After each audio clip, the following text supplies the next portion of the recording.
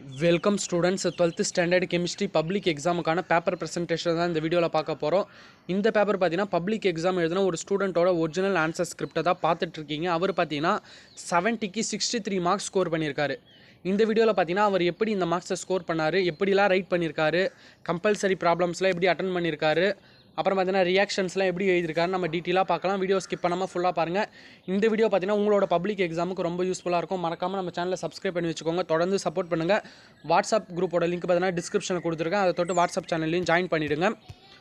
First பார்த்தீங்கன்னா part A பொறுத்த வரைக்கும் சூஸ் பொறுத்த வரைக்கும் நம்ம ஆப்ஷன் ஆன்சர் கரெக்டாக எழுதினா தான் மார்க் போடுவாங்க. நீங்கள் வெறும் ஆப்ஷன் மட்டும் எழுதினாலும் மார்க் போட மாட்டாங்க, ஆன்சர் மட்டும் எழுதினாலும் மார்க் போட மாட்டாங்க.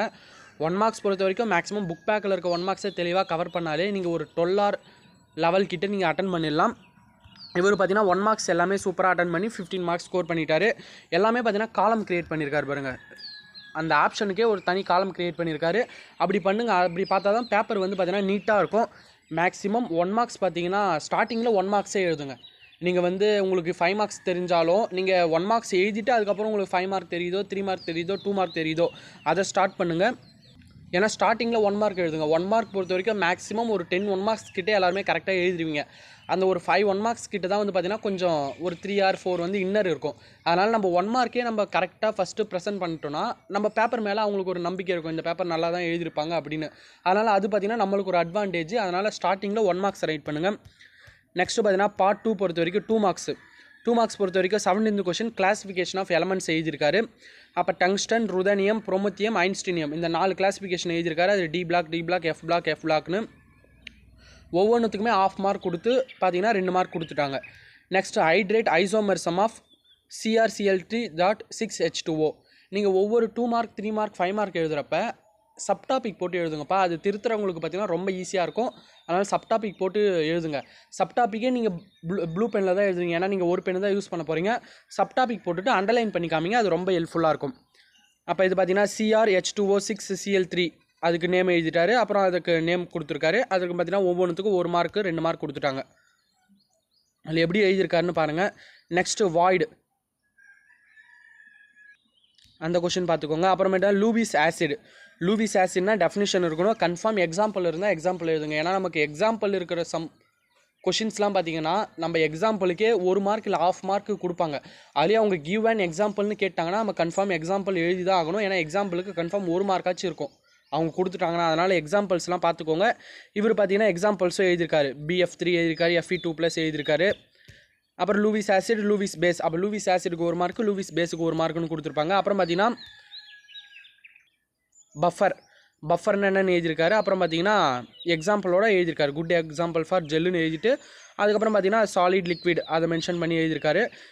இந்த கொஷின் பார்த்துக்கோங்க. அதுக்கப்புறம் பார்த்தீங்கன்னா 24th கொஷின் இது பார்த்தீங்கன்னா தப்பாக எழுதிட்டாரு, அதனால் 0 மார்க் போட்டாங்க. அதனால் ரியாக்ஷன்ஸ் பொறுத்த வரைக்கும் மேக்ஸிமம் ஃபுல்லாக கரெக்டாக இருந்தால் தான் ஃபுல் மார்க்ஸ் கொடுப்பாங்க. ஏன்னா ரியாக்ஷனில் தப்பு பண்ணக்கூடாது. ஏன்னா ரியாக்ஷன் வந்து பார்த்தவொடனே கண்டுபிடிச்சிருவாங்க. அதனால் மேக்ஸிமம் ரியாக்ஷன் கொஷின் அட்டன் பண்ணுறப்ப இல்லை ஈக்குவேஷன்ஸ் கொஷின் அட்டன் பண்ணுறப்ப நல்லா தெளிவாக எழுதிட்டு வந்துடுங்க. உங்களுக்கு பேர் கீழே தெரியலனாலும் நீங்கள் பேர் எழுதணும்னு அவசியம் இல்லை. அந்த ரியாக்ஷனை மட்டுமாச்சு கரெக்டாக போட்டுட்டு வந்துடுங்க. நீங்களே பேர் எழுதி அதை தப்பாகவும் எழுதி வச்சிடாதீங்க. நெக்ஸ்ட்டு பார்த்தீங்கன்னா பார்ட் 3 பொறுத்த வரைக்கும் இந்த காம்ப்ளெக்ஸ் ப்ராப்ளம் பார்த்துக்கோங்க எப்படி அட்டன் பண்ணியிருக்காருன்னு. நெக்ஸ்ட்டு பார்த்தீங்கன்னா ஆண்டர்சன் ஈக்குவேஷன் பொறுத்த வரைக்கும் நீங்கள் ஈக்குவேஷன்ஸ் வர கொஷின்லாம் பார்த்தீங்கன்னா தேரிக்கு உங்களுக்கு மார்க் கிடையாது, உங்களுக்கு அந்த ஈக்குவேஷனுக்கு தான் மார்க்கை ஸ்ப்ளிட் பண்ணி தருவாங்க. ஏற்கனவே நான் ஒரு வீடியோவில் போட்டிருப்பேன் எப்படி வந்து ஒரிஜினல் ஆன்சர் கீ ப்ரிப்பேர் பண்ணுவாங்கன்னா. அந்த ஆன்சர் கீயை பார்க்காத ஸ்டூடெண்ட்ஸ் போய் பாருங்கள். அப்போ வந்து பார்த்தீங்கன்னா H+ அது எழுதியிருந்தால் 1 மார்க்கு. அப்புறம் பார்த்தீங்கன்னா H+ இங்கே கொடுத்துருக்காங்க பாருங்க, லாக் H+ எழுதியிருந்தால் 1 மார்க் போடுவாங்க. அப்புறம் பார்த்தீங்கன்னா PH அந்த லாஸ்ட்டு எழுதியிருந்தால் 1 மார்க். இந்தமாரி தான் மார்க்கை வந்து பார்த்தீங்கன்னா ஸ்ப்ளிட் பண்ணி கொடுப்பாங்க.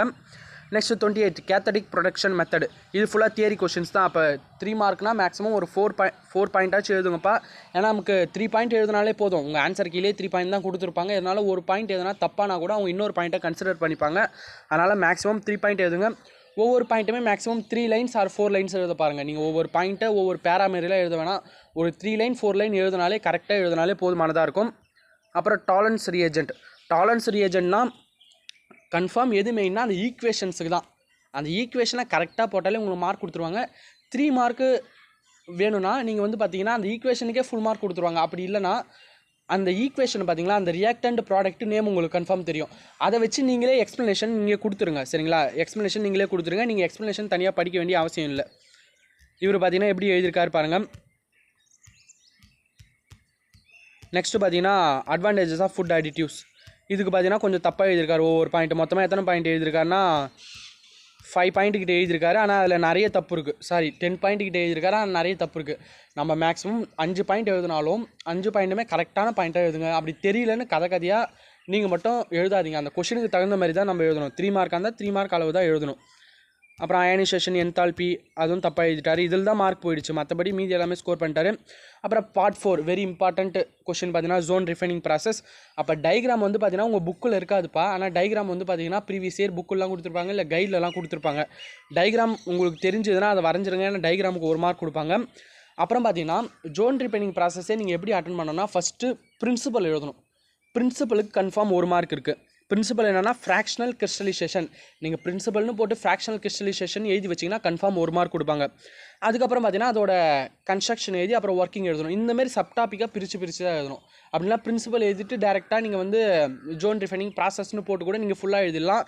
லாஸ்ட்டு என்ன பண்ணணும்னு பார்த்தீங்கன்னா எக்ஸாம்பிள்னு ஒரு சப்ஹெட்டிங் போட்டு எக்ஸாம்பிள் எழுதணும். அது என்ன எக்ஸாம்பிள்னு நீங்கள் புக்கில் கொடுத்துருப்பாங்க பார்த்துக்கோங்க. அந்த எக்ஸாம்பிள் எழுதணும். அப்போ பிரின்சிபலுக்கு 1 மார்க் கன்ஃபார்ம் இருக்குது, எக்ஸாம்பிளுக்கு 1 மார்க் கன்ஃபார்ம் இருக்குது. அப்புறம் மீதி இருக்க ப்ராசஸுக்கு பார்த்தீங்கன்னா நீங்கள் எழுதுகிற ப்ராசஸுக்கு 3 மார்க் கொடுப்பாங்க. அப்படி தான் வந்து மார்க்கை ஸ்ப்ளிட் பண்ணி கொடுப்பாங்க. அதனால் அதை கொஞ்சம் கரெக்டாக பார்த்துக்கோங்க. அப்புறம் ஃப்ராங்கல் டிஃபெக்ட், ஷார்ட் கீ டிஃபெக்ட்னு ஒரு கொஷின் கேட்டிருப்பாங்க. அப்போ ஃப்ராங்கல் டிஃபெக்ட் பொறுத்த வரைக்கும் ஃப்ராங்கல் டிஃபெக்ட் ரெண்டுமே சேர்த்து தான் கேட்பாங்க. அப்படி கேட்டாங்கன்னா இதுக்கு 2.5 மார்க், இதுக்கு 2.5 மார்க் கொடுப்பாங்க. நீங்கள் டிஃப்ரென்ஸ் பிட்வீன் கேட்டாங்கன்னா கூட நீங்களே வந்து எழுதுங்க. டைக்ராம் கூட அந்த டிஃப்ரென்ஸ் பிட்வீனில் கூட மென்ஷன் பண்ணி வரைஞ்சி வைங்க. அது தப்பு இல்லை. ஒவ்வொரு இந்த இதுக்கெலாம் பார்த்தீங்கன்னா டைக்ராம் இருக்குது. டைக்ராமை நீட்டாக வரைஞ்சாலே மார்க் கொடுத்துருவாங்க. ஒவ்வொரு டைம் தனியாகவும் கேட்பாங்க. தனியாக கேட்டாலும் எப்படி எழுதணும்னு பார்த்துக்கோங்க. அப்புறம் பார்த்தீங்கன்னா காம்ப்ளெக்ஸ் COF6ஓட காம்ப்ளெக்ஸ் போட சொல்லியிருக்காங்க. அப்போ அந்த எப்படி போட்டிருக்காங்கன்னு பார்த்துக்கோங்க. லாஸ்ட்டு பார்த்தீங்கன்னா மேக்னெட்டிக் மூமெண்ட் கண்டுபிடிக்க கொஷினு. அப்போ மேக்னெட்டிக் மூமெண்ட்டை கண்டுபிடிச்சிட்டாங்க. அப்புறம் 36லேயே அட்டன் பண்ணியிருக்காரு. Integrated law for first order reaction. அப்போ ஃபஸ்ட் ஆர்டர் ரியாக்ஷன்னா அந்த ஈக்குவேஷன்ஸ் தான் மெயின். நீங்கள் தேரி கூட ஒன்றும் பண்ண வேணாம். ஈக்குவேஷன்ஸை கரெக்டாக எழுதியிருக்காரு. இந்த ரேட் ஈக்குவல்ட்டு இதற்கு 1 மார்க் கொடுத்துறாங்க. அப்புறம் DA/A = KDT அதற்கு 1 மார்க்கு. அப்புறம் இன்டெக்ரல் சப்ஸ்டியூட் பண்ணியிருக்காரு, அதற்கு 1 மார்க் கொடுத்துறாங்க. அப்புறம் பார்த்தீங்கன்னா அந்த லாக் சப்ஸ்டியூட் பண்ணதால் அதற்கு 1 மார்க் கொடுத்துட்டாங்க. நெக்ஸ்ட் பார்த்தீங்கன்னா ஃபைனல் ஈக்குவேஷன்ஸுக்கு 1 மார்க் கொடுத்துறாங்க. கிராஃப் இருந்தால் கிராஃப் வரைஞ்சி வைங்க. கிராஃப் கன்ஃபார்ம் இருக்கும். உங்களுக்கு எக்ஸாம்பிள்ஸ் தெரிஞ்சாலும் கீழே எக்ஸாம்பிள்ஸ்னு போட்டு ஒரு 2 எக்ஸாம்பிள்ஸ் எழுதி வைங்க. அதுவும் வந்து பார்த்தீங்கன்னா ரொம்ப யூஸ்ஃபுல்லாக இருக்கும். அப்புறம் கெமியோஸ்ட்ராப்ஷன், ஃபிசியோப்ஷன், கெமிசாப்ஷன் அண்டு ஃபிசியோப்ஷன் கேட்டிருக்காங்க. இது பொறுத்த வரைக்கும் நமக்கு இவர் எத்தனை பாயிண்ட் எழுதியிருக்காருன்னா 1 2 3 4 5 எழுதியிருக்காரு. பார்த்தீங்களா, 5 தான் எழுதியிருக்காரு. 5னா 5 எழுதக்கூடாதுப்பா. 5 மார்க்னா மேக்ஸிமம் 6 or 7 பாயிண்ட் கிட்டே எழுதணும். தெரியலனா மேக்ஸிமம் 5 பாயிண்ட் எழுதுங்க. தெரிஞ்சதுன்னா விட்டுட்டு வராதிங்க. தெரிஞ்சதுன்னா மேக்ஸிமம் 7 பாயிண்ட் கூட எழுதுங்க, தப்பே இல்லை. நெக்ஸ்ட்டு உல்கனிசேஷன்னா என்னென்னு கேட்டிருக்காங்க. அப்போ அதை பற்றி டீட்டெயிலாக எழுதியிருக்காரு. அப்போ மார்க் கொடுத்தாங்க. அப்புறம் ஃபார்மலின், இது வந்து பார்த்தீங்கன்னா இதெல்லாம் புக் இன்சைடு கொஷின். ஃபார்மலின் அதோட யூசஸ். அப்போ ஃபார்மலினுக்கு 1 மார்க்கு, யூசஸுக்கு 1 மார்க், 2 மார்க் கொடுத்துட்டாங்க. அப்புறம் கிளைகோசிடிக் லிங்கேஜ், அந்த கொஷின் ஃபுல்லாக தப்பாக எழுதிட்டாரு. மேக்ஸிமம் ஈக்குவேஷன் தெரிஞ்ச கொஷின்ஸ்லாம் பார்த்தீங்கன்னா அதெல்லாம் அட்டன் பண்ணுங்கள். உங்களுக்கு தெரிஞ்சதுன்னா அதை கரெக்டாக எழுதுங்க. தெரியலனா அந்த கொஷின்ஸை ஈக்குவேஷன் ரியாக்ஷனை தப்பாக போட்டுட்டு வராதிங்க. அதுக்கு நீங்கள் தியரி கொஷினை கூட வேறு எதாவது அட்டன் பண்ணுறங்க. ரியாக்ஷன் ஓரளவாச்சு தெரிஞ்சதுன்னா நீங்கள் அட்டன் பண்ணுங்கள். ஏன்னா நமக்கு ஃபுல்லாகவும் அடிச்சிட மாட்டாங்க. நீங்கள் ரியாக்டன்ட் ப்ராடக்ட்னு ஃபுல்லாக இருக்குது. நீங்கள் ப்ராடக்ட் தப்பு பண்ணால் கூட ரியாக்டன்ட் கரெக்டாக எழுதினா கூட அதுக்கு மார்க் கொடுப்பாங்க. அதனால் அதெல்லாம் பார்த்துக்கோங்க. ப்ளஸ் அந்த கேட்டலிஸ்ட் இருந்தால் கேட்டலிஸ்ட் எழுதுங்க, இல்லை கண்டிஷன்ஸ் இருந்தால் கண்டிஷன் எழுதுங்க. அதெல்லாம் கரெக்டாக நோட் பண்ணி இருக்கணும். அப்படின்லாம் மார்க் ½ மார்க் கிட்ட குறைப்பாங்க. ஓகே ஸ்டூடெண்ட்ஸ், இப்படி தான் நீங்கள் வந்து உங்களோட பேப்பரை ப்ரெசென்ட் பண்ணணும். நான் நிறைய சொல்லியிருப்பேன் இதில். அதெல்லாம் ஃபாலோ பண்ணி நல்லபடியாக ப்ரெசென்ட் பண்ணுங்கள். Okay student.